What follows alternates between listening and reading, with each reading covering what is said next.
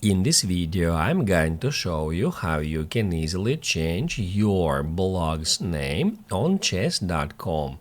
Be sure to watch the video to the very end so you don't make any mistakes, and of course do not forget to like this video and subscribe to my channel. Thanks guys. So let's get started, and first off, open up a web browser and then go to chess.com.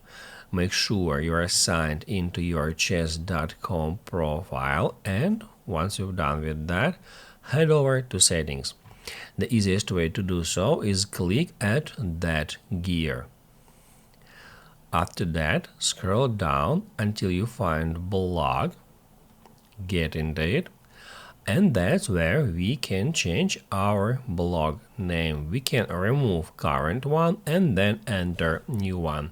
I'm just gonna type in test.